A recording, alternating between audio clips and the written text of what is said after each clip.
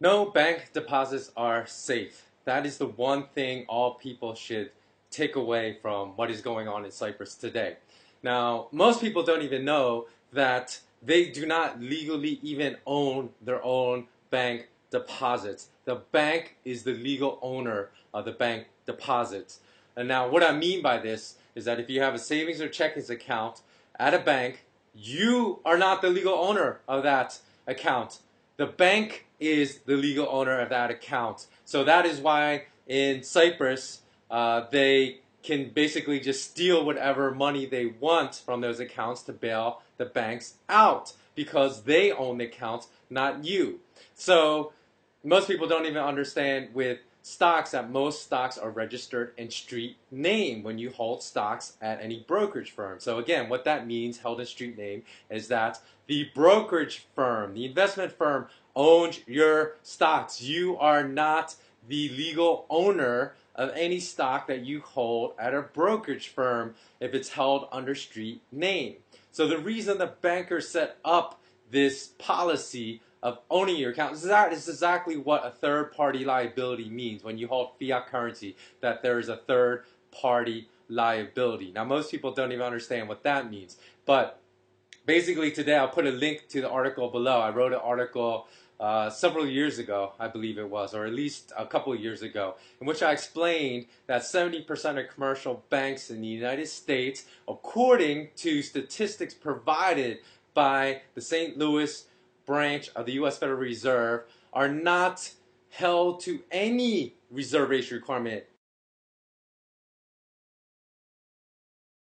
That is correct. Over 70% of U.S. commercial banks have zero reserve ratio requirement, meaning they can lend your money out. So this is where the third party liability comes in. You give them money, so you, in effect, are lending your money to a bank when you hold your money in a bank. You don't own that bank. You are lending that money. So whatever savings account, whatever money you hold in a checking account, if it's a demand deposit account, you are lending that money to a bank, and the bank in turn can loan it out. So it loans it out to a third party, or it invests it in some other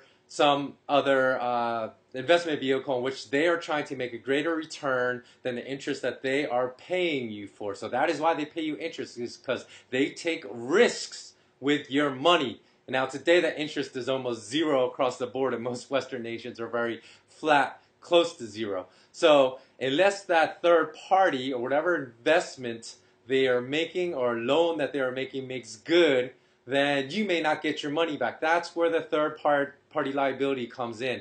And that's what people don't understand about third party risk. And that is why gold and silver, physical gold and silver, have no third party risk. So if you think about this, it's quite a crazy concept, right? You are lending your money that you think you own to a bank.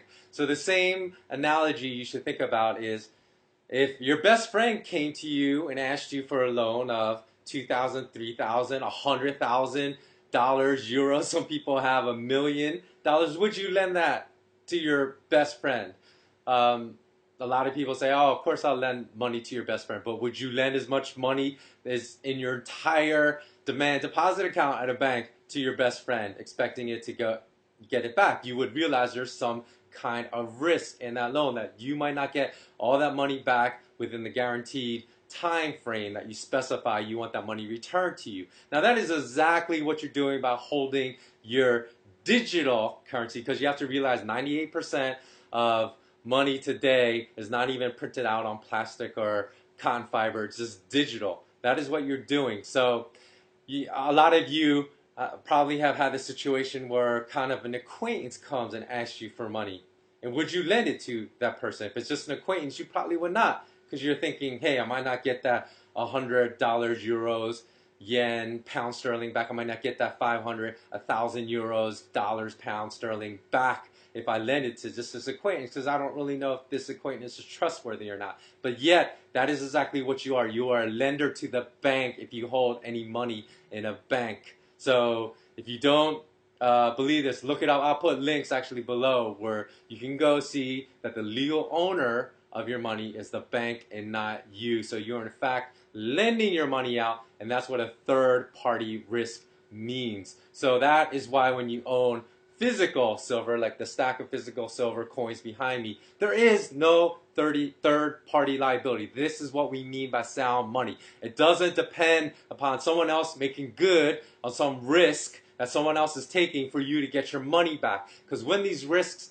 fail, that is why bailouts happen. That is why banker theft happens, is because your money gets devalued, because then central banks have to create more money out of thin air because these risks failed. So the banks don't have your money anymore. In order for the banks to return your money when you want to withdraw it, then central banks have to create more money, which is counterfeiting, which they call quantitative easing, which devalues your money. Okay, the last thing I want to explain is something I omitted from the last video. It was just to show you how much the US dollar has lost in purchasing power in just 80 years, from the time the US Federal Reserve came into existence in 1913 till today. Now, most people make the mistake, they see they get a pay raise, even if it's a significant pay raise of 15 or 20% every year. They say, oh, because last year I was only making this much money and this year I have this much more money, that I am now wealthier. Now, more of this fiat paper currency backed by nothing does not mean you're richer. You can actually have more of these and get poorer. So a perfect example is, as incredible as this example sounds, if you had $20,1913 and grew that to $900,000 2013, you're actually poorer with $900,213 than you were having just $20,000 in 1913, for the specific reason that the US Federal Reserve has absolutely obliterated the purchasing power of the US dollar, and today the purchasing power of the US dollar only has 1/50th the purchasing power of a $1913. So in other words, they destroyed 98% of that purchasing power. So if this stack of 50 silver coins behind me represents the purchasing power of the US dollar, I wanted to represent visually basically what has happened to your savings account over the last 80 years if you're an American holding US dollars in the United States of America. Now, the devaluation of the US dollar has been 98%. So that means the bankers through inflation have stolen this whole entire first stack from you and have taken everything of the second stack except for 2 coins off the top. This is what you're left with. So they stole 48 out of the 50 coins through inflation. Americans always say, well, that's Cyprus, it can't happen here. It's already happened through inflation, because this is what you lost in purchasing power, which is basically theft. It's incredible, incredible amount of theft. So, again, if you've learned anything from this video, please do hit the thumbs up sign. Please do spread the word, and send this video on to as many of your friends and family as possible, because our mission here is to awaken people to reinstate sound money that is 100% backed by hard assets and not by air, because this is what will liberate everyone. Okay, thanks for watching. Until next week, take care. Oh, one last thing I wanted to tell you quickly. If you want to follow us on Facebook for more frequent updates on Cyprus, just type in www.facebook.com/smartknowledge. So there's no U at the end, so it's just /smartknowledge. Okay, thanks a lot. Until next time.